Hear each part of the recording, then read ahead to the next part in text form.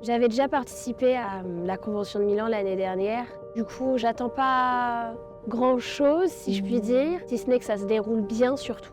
On est là pour pouvoir montrer notre style, montrer notre travail. Généralement, les clients nous laissent carte blanche. Clairement, ils nous font une totale confiance sur le projet. Alors, ils peuvent donner quelques lignes directrices quand même. Et puis, à ce moment-là, après, ils nous laissent total champ libre sur la création. Et c'est vraiment une chance inouïe de pouvoir créer de cette façon-là. Il n'a pas vu le tatouage encore. J'espère qu'il sera content de voir son projet tatou.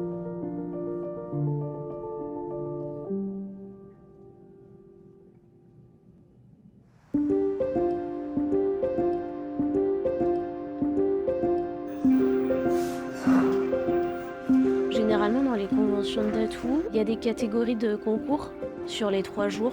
Moi, en général, je me présente dans la dernière des catégories parce que c'est les plus grands tatouages et comme moi, mon travail, il se trouve pas trop dans une catégorie. Je suis pas dans le noir et gris, je suis pas dans le full couleur, je suis pas dans le traditionnel. Enfin voilà, j'ai un mix de plein de styles différents, ce qui fait que du coup, je me présente dans la dernière des catégories. La catégorie Best of Show, c'est le meilleur tatouage de la convention. Il y a des conditions pour pouvoir être dans le Best of Show, c'est que le tatouage soit réalisé dans la convention durant les 3 jours.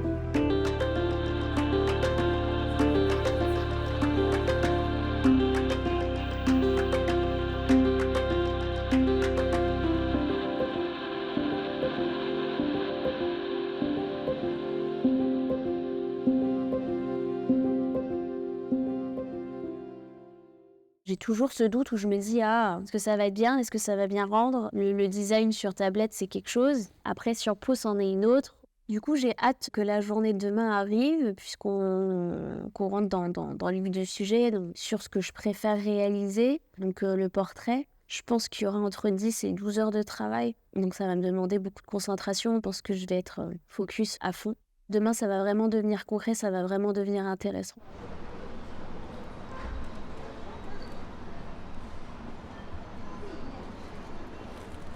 Qu'est-ce qui se passe, Jeanne?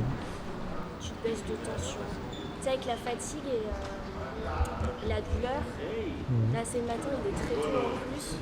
Et en général, ça peut arriver quand je nettoie le tatouage parce que c'est ultra sensible.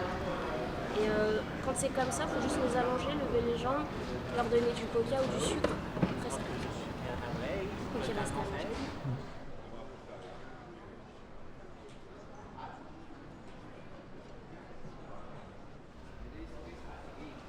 Ça va être long. Allez, c'est parti.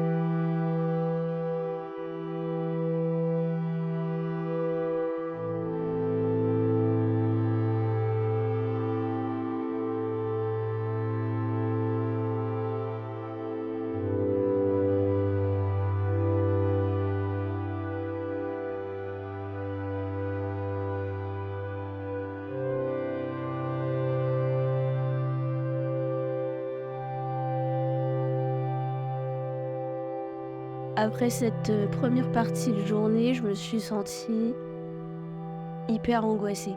Mais je pense que j'ai fait une crise d'angoisse parce que hier, j'étais plutôt confiante sur la journée qui allait se dérouler aujourd'hui. Parce qu'en général, les portraits, j'adore réaliser ça. Et sauf que là, je sais pas, j'ai été prise d'un coup de panique sur la qualité de mon travail et sur mes doutes techniques. Et comme il y avait un peu la peau sèche, ça m'avait vachement quand même compliqué la tâche. Et je pense que du coup, je m'y attendais pas. Je me suis mise dans un état pas possible. Et ça, ouais, c'est vrai que ça m'arrive assez souvent des fois. Donc du coup, j'ai pas trop mangé. Et j'étais assez déçue du déroulement.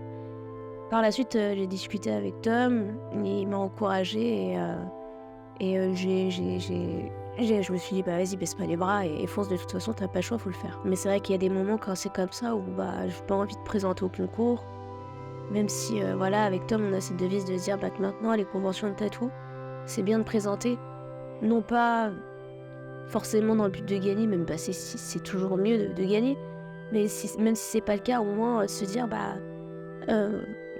on a fait le pas, on t'a présenté notre travail et c'est quand même un moment gratifiant de pouvoir exposer son travail aux yeux de tout le monde et surtout quand les juristes sont hyper intéressants et qu'ils ont de la bouteille.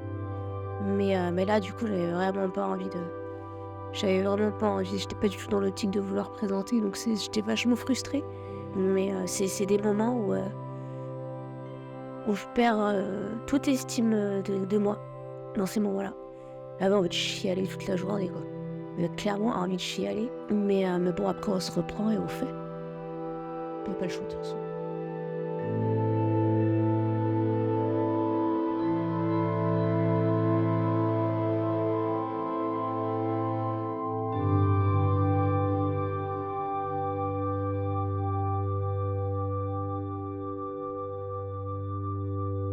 Je pense que j'ai eu un moment d'angoisse, clairement parce que forcément, je regarde un peu ce qui se fait et je suis hyper curieuse et j'aime le travail de beaucoup d'entre eux, de beaucoup de collègues. Et quand j'ai vu l'avancée à quelle allure ils arrivaient à envoyer tout ça, mais je crois que ma crise d'angoisse, elle est venue de là, en me disant, punaise, ils avancent super vite, moi non. J'ai pas ce souci d'infériorité, mais presque, parce que en fait, disons que j'adore regarder des belles choses et ce qui se fait chez d'autres. Je respecte énormément l'art de chacun parce que j'adore ça, le tatouage c'est ma passion. C'est surtout que je pense que j'ai envie d'être à la hauteur de ces artistes. J'ai envie de me sentir à la hauteur, de me sentir aussi légitime, de pouvoir participer en fait à ces conventions internationales. Et quand je vois que dans l'avancement c'est pas ça, ou que je suis face à quelques problèmes techniques, je me sens vraiment beaucoup plus bas et c'est perturbant.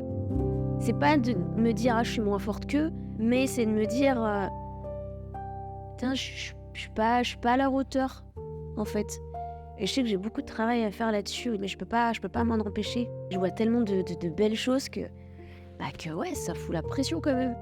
Même si on est là pour s'amuser, et puis c'est du travail, c'est du business aussi, on fait ça comme et tout.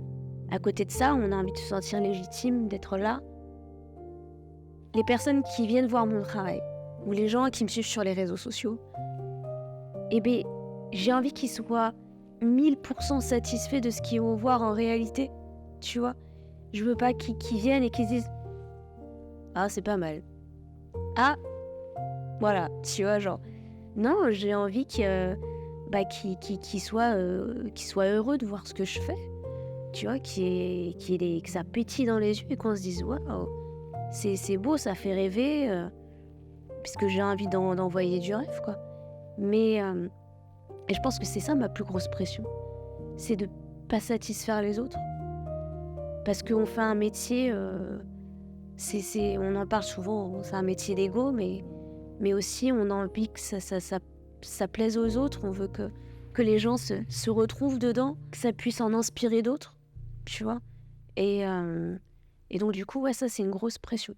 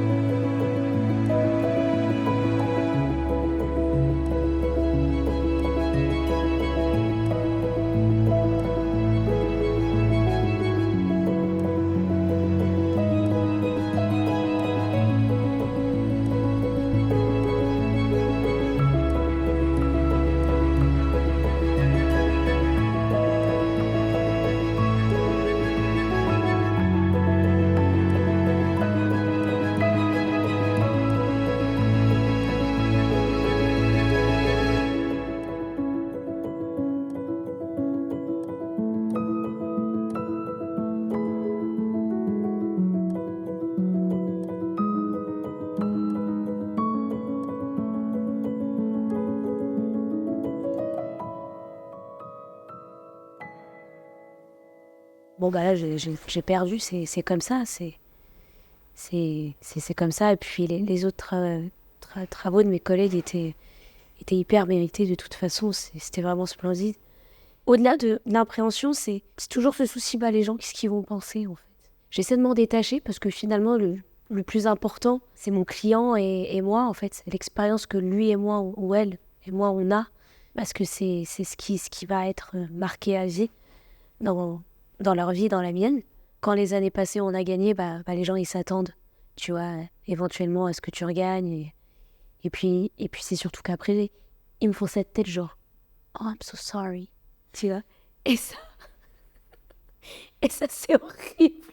Je préférais qu'on me dise « Ah bah de toute façon, c'est cool ce que tu fais, et puis une prochaine, tu vois. » Mais dès qu'on fait « Oh », tu vois, je me dis « Vas-y, me prends pas en pitié, en fait, c'est pas grave. » Mais c'est que vraisemblablement, il y a des choses encore sur lesquelles je dois travailler. Et à moi de me concentrer, de me recentrer, de prendre du recul aussi. Parce que c'est vrai que récemment, j'ai pas pris assez de recul sur mon travail et ça commence à se ressentir. La semaine prochaine, j'enchaîne avec la convention de Paris, le Planétarium, qui est anciennement mondial du tatouage. Je vais surtout mieux me préparer, bien me reposer. Et peut-être que l'expérience sera plus agréable.